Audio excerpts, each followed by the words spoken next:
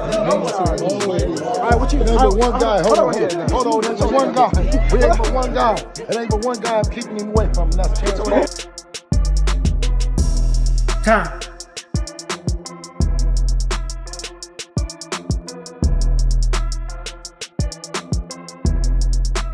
Raw, just looking at the landscape now, I'm sure that everyone's been calling you out now. The fact that No, they haven't. They No? haven't. That's the thing. Not too many people have called me out. When I took it serious, and I was like, this what I'm gonna do. I wanted to be. I said, I'm gonna be great in the sport. I'm gonna be the best. I'm not in here to be, just a competitor. I'm not in here to be just one of the other guys. No, I want to be the best. I want to be the guy. So it hasn't. Nothing has changed. So the world get to see me face it, but I'm gonna rise even higher than I. When Terence Crawford speaks, the boxing world listens. But his recent message about Devin Haney wasn't hype. It was a serious warning. Crawford made it clear that stepping into the ring with Keyshawn Davis right now could be the biggest mistake of Haney's career. You set your targets publicly on Devin Haney, #1 welterweight by ring, most estimations right now, champion. Why is that? Why Devin Haney? And you have half the amount of professional fights he has. Do you think that's something? There's enough in it for him when he's. I was 6-0 fighting people with 30+ fights, bro. I don't mean it from that. What I mean is stopping him. Why is he stop it? No, I'm playing. I'm playing, bro.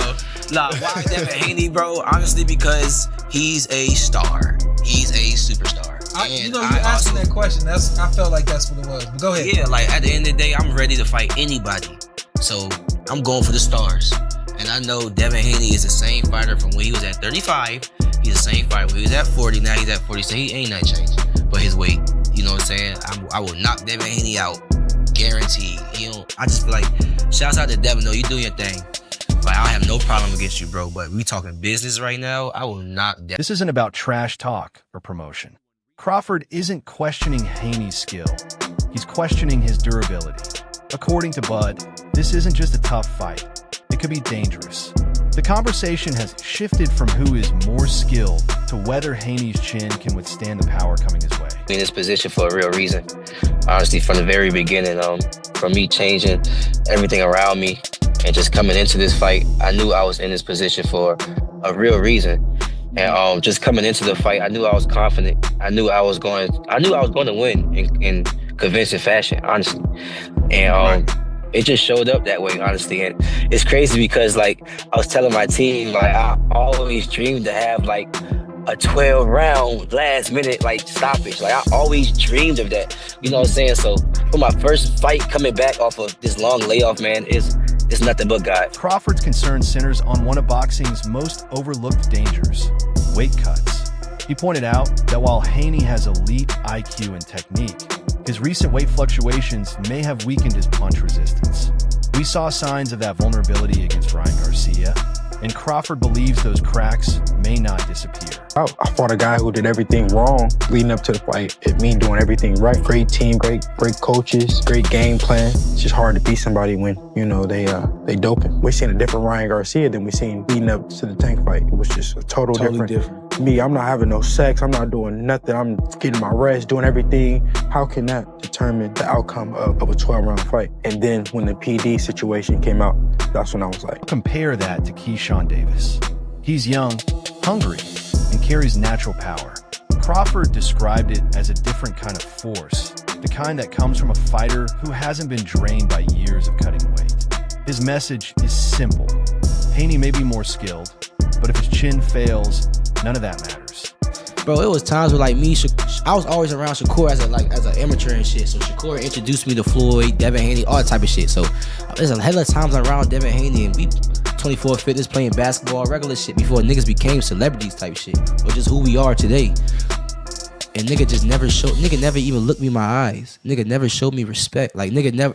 Shakur always like, yo, this nigga Keyshawn, this, that, third. He like, for real? That nigga still a kid. And like, he just never gave me my respect. He sunned you. You know what I'm saying? So it's like, bitch ass nigga, you know goddamn well, nigga. Now I'm here, nigga.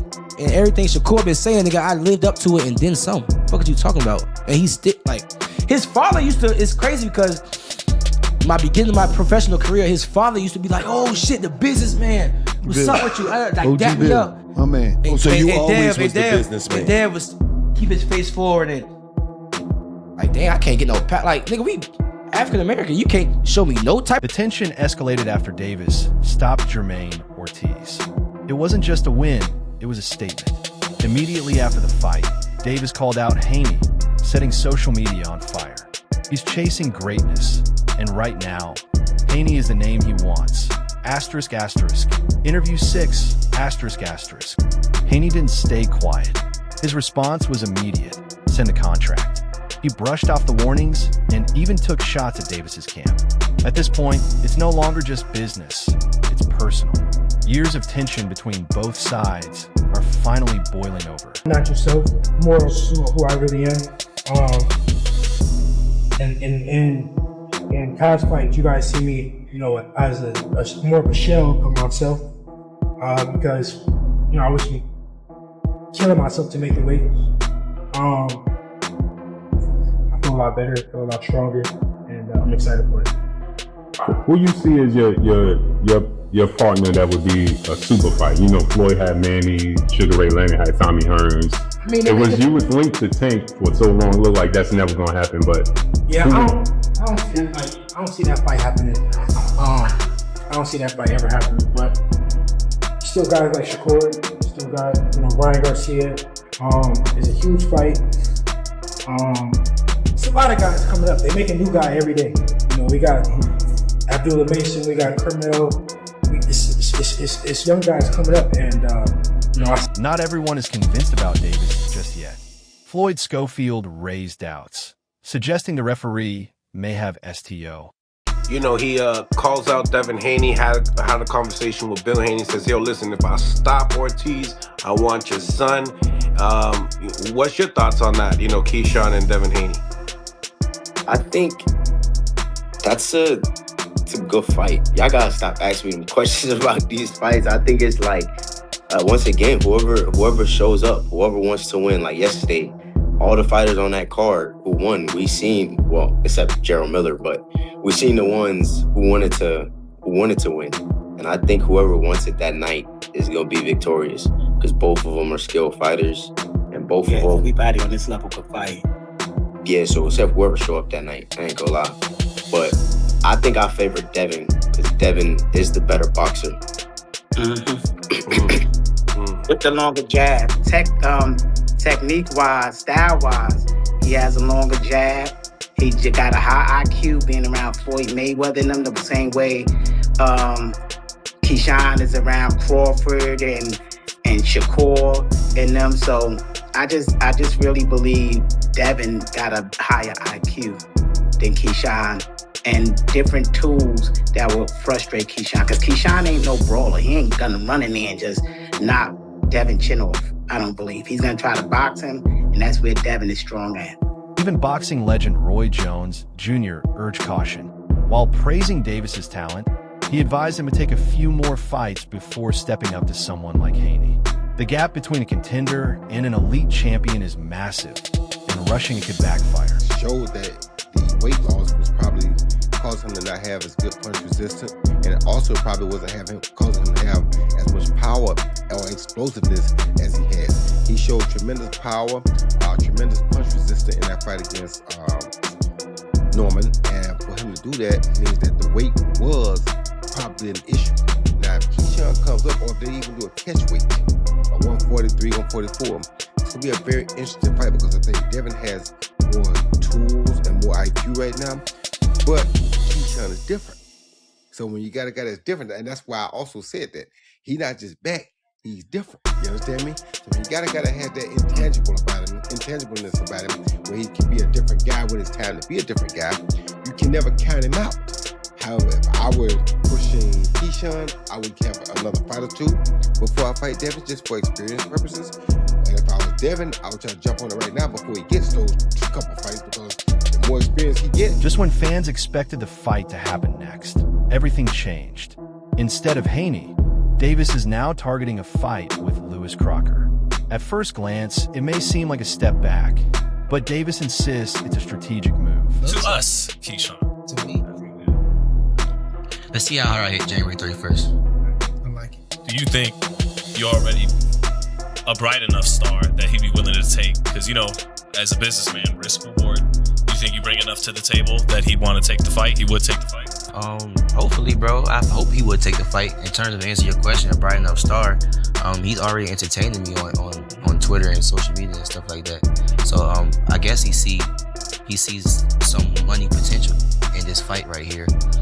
But what I would like to do is I would like to become champion, because that just speaks for itself. Once I come to the champion with the table, you can't play with me. You know what I'm saying? Like, everybody know me. People know me. I can go to the UK and sell.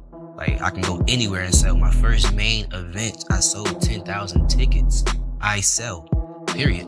You know what I'm saying? That's why he's entertaining me, because I am a star. But when I come with that world title, whether I beat Dalton Smith or I go move up a weight and beat Lewis Crocker, once I come with them world titles, it's just a different story. Yeah, I love the fight. And I also feel like, let the fight build too. Like, I'm not saying let it build all the way to 2028. You know what I'm saying? We can still fight this year. I really want to fight. If I can have it my way, I'm going to fight 3 times this year. So if I can fight another fight before I fight Devin, I feel like that makes a lot of sense for me. According to Davis, this is about leverage. Fighting Haney now would make him the B-side. But if he defeats Crocker and secures a belt at 147, everything changes. He would enter negotiations as an equal. It's a risky plan, but if it works, the payoff could be huge. Now, Keyshawn is now 14 wins, no losses, no draws, 10 wins by way of knockout. Devin is 34 wins, no losses, no draws, 15 wins by way of knockout. So Devin got more knockouts than Keyshawn actually has fights. Devin is about 5'9", with about 72-inch arm reach. Keyshawn is about 5'8", with a 70-inch arm reach. Keyshawn has more power. Devin Haney has shown that he's a better pure boxer. I think Devin Haney's defense is better than Keyshawn's. After I watched Keyshawn versus Jermaine Ortiz last night, I don't think and see Keyshawn Davis beating Devin Haney. I think Devin Haney's going to control him with his jab, his distance, his range, and his counterpunch ability. I think this is going to be the most skilled, talented fighter that Devin Haney has fought outside of Lomachenko. Right? Lomachenko is so accomplished, so skilled, so talented. But I just think that Keyshawn is bigger, has more power than Lomachenko, and just as talented and skilled as Lomachenko. I think Keyshawn is more skilled and talented than Regis Prograis and Brian Norman Jr., but they got more power than Keyshawn does. So I think Keyshawn is the package that people want to see Devin. Looking at the bigger picture, this fight means more than just 2 fighters. The welterweight division has been lacking excitement and star power. A matchup like Haney versus Davis could bring it back to life. Technician versus knockout artist, skill versus power, calm versus chaos. No, I'm actually curious. I'm actually feeling so good. I'm wondering in the back of my head if I could ever, even just for fun, make a fight happen back down at 147, you know? And popping now. There's a lot of guys there, a lot of big names. Yeah, big names and no big punchers. So, you know, what Conor Ben is like, what, he's supposed to be the puncher now? Like, yeah, it works for me. You know? Ryan? Big puncher? No, Ryan's a big puncher. Big puncher? Yeah, his hook. If he catches you with the hook, you don't come up. 47? Well, he's fighting at 47. But you consider him a welterweight puncher? You'd probably have more nuance to that. No, I remember. Boots Ennis. You got. No, Boots is at 54. Boots at 54. No, but where was he? He was at 47, yeah. Where was he world champion at? 47, yeah. Okay. Okay. And so you think Ryan's got a bigger punch than that? Bigger punch than, you know what I'm saying? Yeah, because when Ryan touches you. No, when he touches lightweights, see, he hasn't dropped real welterweights. Okay, yeah. Is there even a real welterweight? in the welterweight division, I think Conor Benn's the only real welterweight left at 147. So this new welterweight game is lightweights moving up. Okay? There's no OG 147. And with that, I can't give Ryan the credit you're trying to give him. Okay. Yeah, with that. How likely is it, though, with those names that you're like, 47 looks pretty. So, where does that leave us? Crawford is warning Haney to stay away. Critics say Davis isn't ready. And the fans? They're caught in the middle of a potential super fight that could shape the future of boxing.